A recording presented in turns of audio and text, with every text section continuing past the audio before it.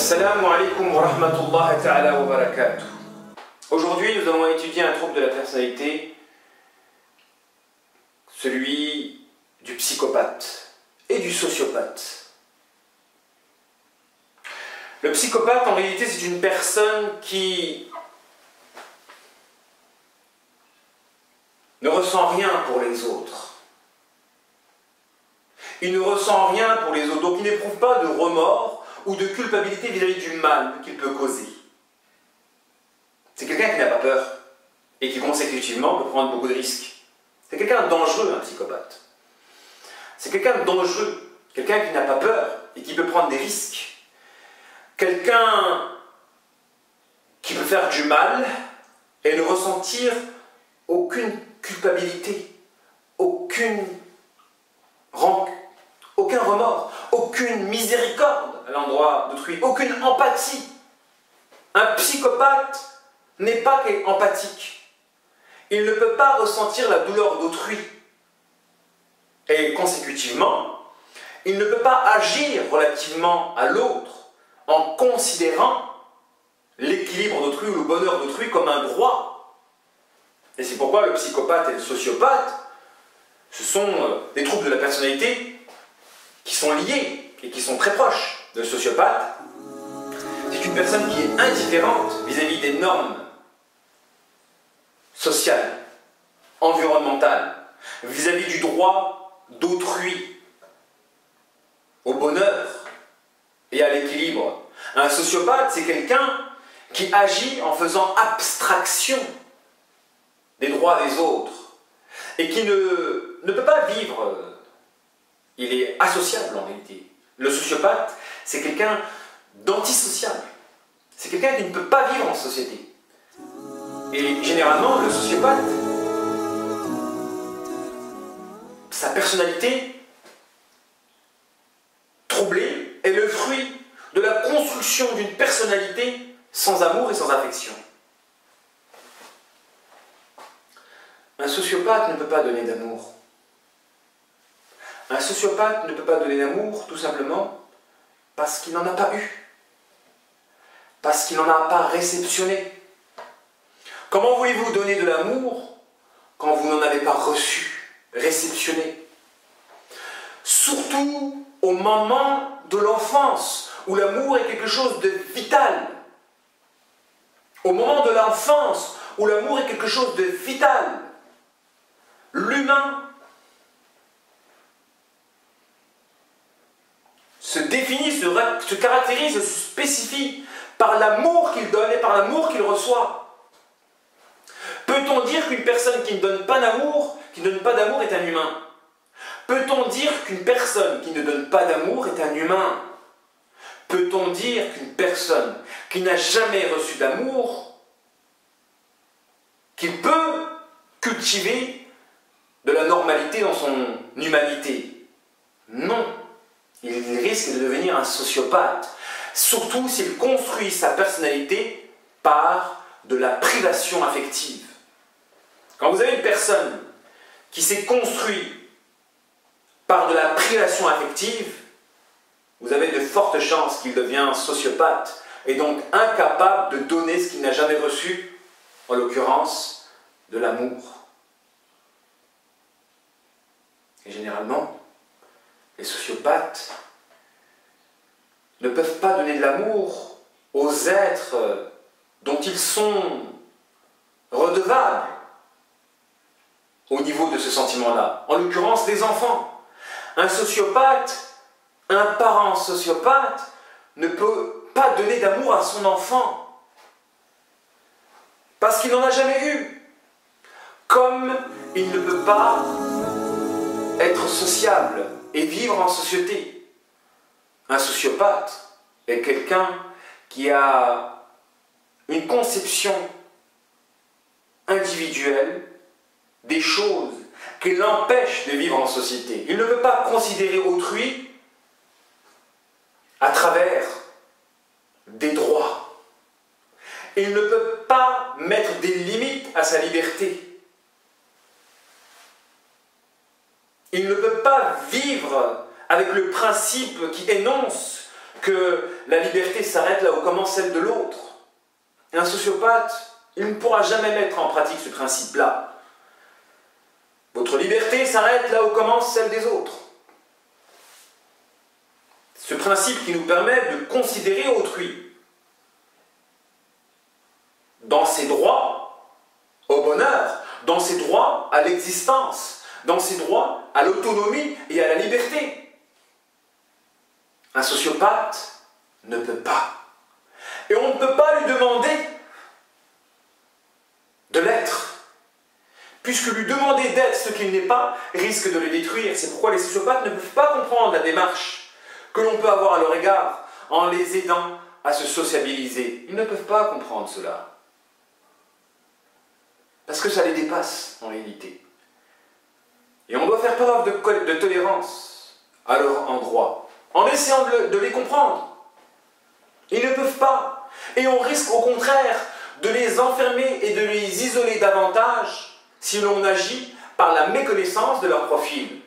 Si une personne est sociopathe, des conséquences du fait qu'elle s'est construite dans sa personnalité sans amour, et donc qu'elle ne peut pas donner d'amour, et qu'elle ne peut pas vivre en société, lui imposer la vie en société risque de générer une collision,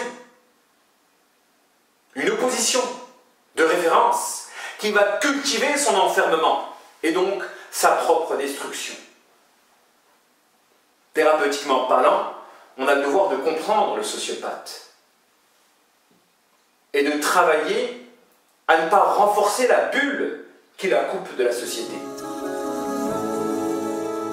Le psychopathe, lui, c'est une personne qui ne considère pas la douleur de l'autre. Il ne considère pas la douleur de l'autre. Dans le sens où il n'éprouve aucun remords à l'endroit du mal qu'il peut causer à autrui. Et qu'il ne culpabilise donc pas de faire souffrir autrui. C'est un genre de diable humain en réalité, un psychopathe. Vous avez la double facette qui, elle, aspire à corrompre à l'endroit spirituel, et vous avez le psychopathe qui aspire, lui, à corrompre à l'endroit matériel en provoquant de la douleur physique. Un psychopathe provoque de la douleur physique, comme il existe des psychopathes qui peuvent provoquer de la douleur affective, en vous aimant passionnément et en vous abandonnant de manière passionnelle aussi.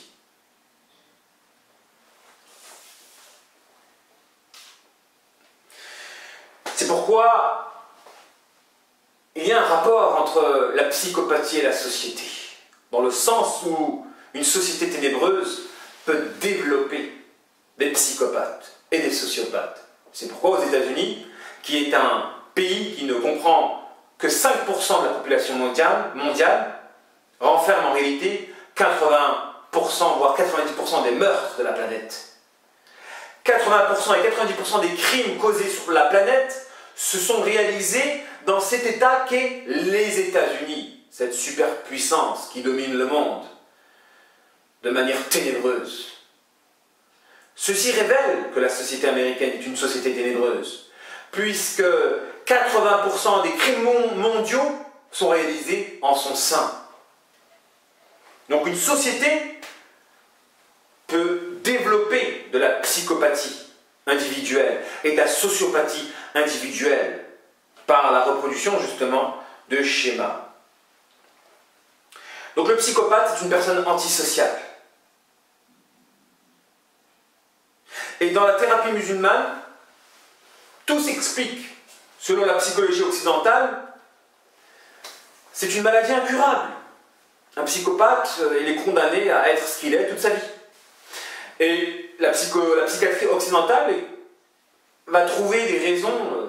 Il n'y a pas de consensus dans ce profil-là. Dans le monde de la psychologie et de la psychiatrie, il n'y a pas de consensus dans la définition de ce profil ou dans la remédiation.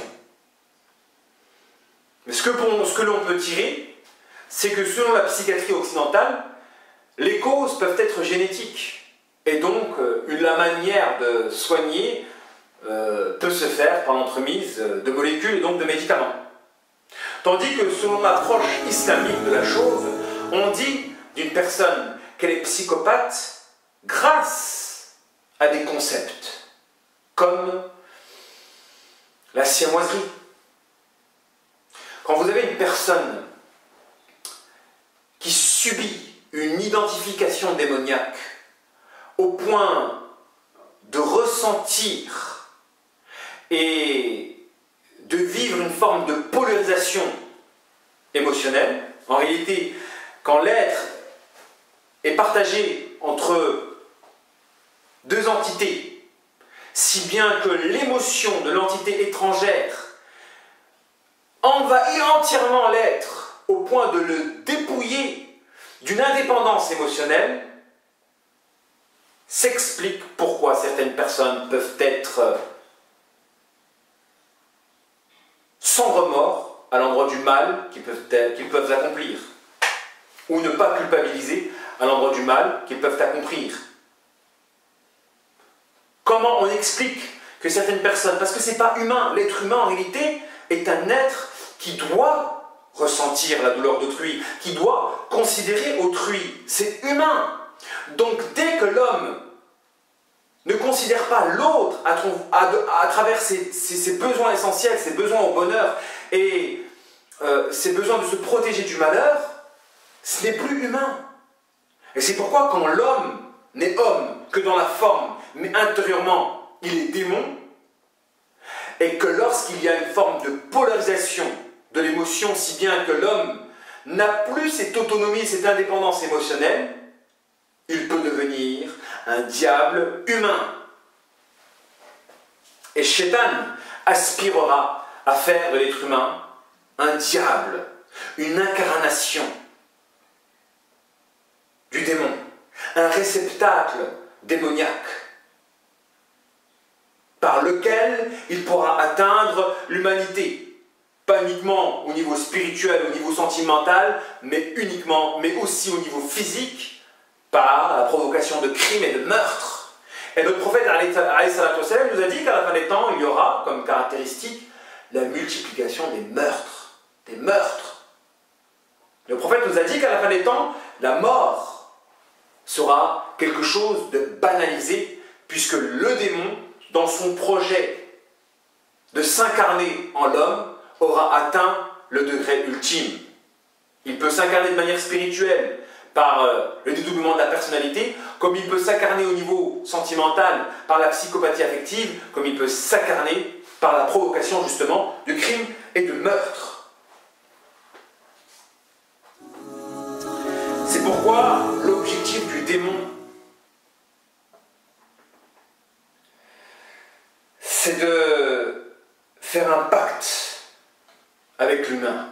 Ce pacte-là qui permettra de faire du corps humain un réceptacle démoniaque. Et on reconnaît, en réalité, un psychopathe à un individu qui a fait un pacte durant son enfance, durant la construction de sa personnalité. On a eu en thérapie un enfant qui était venu nous voir et qui dessinait des dessins avec beaucoup de sang. Avec beaucoup de sang, de rouge, de monstres. Il était enfant. Et on lui a demandé, pourquoi tu dessines cela? Et il nous a dit, c'est le monsieur du McDonald's. C'est le monsieur du McDonald's. On ne comprenait pas encore. On a approfondi. Jusqu'à ce qu'ils nous disent que le monsieur du McDonald's lui demandait de faire quelque chose. Cette chose-là qu'il gardait secret. Subhanallah! Un enfant qui a déjà des secrets avec des entités invisibles. Dans sa conscience, il y avait un personnage qui lui a demandé de garder secret ce qu'il devait faire. Et on a bataillé pour qu'il puisse dévoiler ce secret-là. Et vous saviez, si vous saviez en réalité, ce personnage-là, donc ce monsieur du McDonald's, qui était en réalité un diable, parce que c'est comme ça qu'il le symbolisait, l'enfant, le monsieur du McDonald's, il lui demandait de tuer tout le monde, sauf sa mère. Il lui demandait de tuer tout le monde, sauf sa mère. Et cet enfant-là, il avait la caractéristique d'aimer le sang. D'ailleurs, il se grattait la main pour pouvoir faire couler le sang, parce qu'il aimait le sang. On reconnaît un psychopathe au fait qu'il a une dépendance vis-à-vis du sang. Heureusement que l'enfant était enfant. Parce que le démon aspire à associer le sang à l'orgasme. Un psychopathe est un être qui tire une jouissance sexuelle par la provocation du sang. Un psychopathe est un être qui tire une jouissance sexuelle, donc qui aspire à atteindre un orgasme par la provocation du sang. C'est quelqu'un qui jouit de tuer, qui peut jouir de tuer un psychopathe. Et heureusement qu'il y a la société qui, par la pression qu'elle exerce, empêche le côté négatif de l'individu de s'exprimer. Parce que l'environnement, ça canalise. Et c'est pourquoi une société ténébreuse, elle développe le côté psychopathe des gens. Et c'est pourquoi aux États-Unis, il y a 80% des meurtres mondiaux, alors que la population américaine ne comprend que 5% de la population mondiale. Parce que c'est la société qui lève les barrières vis-à-vis de la négativité individuelle en poussant les gens à exprimer cette dernière. Heureusement que la société met des barrières. Sinon, le côté négatif des gens s'exprimerait et ce serait l'anarchie, la corruption sur cette terre. Imaginez le psychopathe qui a fait du sang une vocation et un objectif et qui devient dépendant de l'action de faire couler du sang par la jouissance sexuelle qu'il peut tirer des meurtres qu'il peut accomplir. Eh oui, vous avez des personnes, le démon est en eux, et il aspire à jouir d'eux moyennant la provocation du sang. Quand l'individu parvient à obtenir un orgasme par la provocation du sang, c'est le pacte démoniaque qui fera de lui un psychopathe. Et c'est pourquoi le démon aspire. Généralement, le psychopathe est une personne antisociale, qui est violent, qui ne s'entend pas avec les gens, dont la sociabilité se cultive dès l'enfance, par de la violence. Et généralement, l'enfant psychopathe n'est psychopathe parce qu'il a un parent sorcier, ou un grand-parent sorcier qui veut reproduire le schéma, qui veut reproduire, ou un proche qui veut reproduire le schéma. Un psychopathe est un enfant qui pactise. En réalité, est un enfant qui pactise en réalité.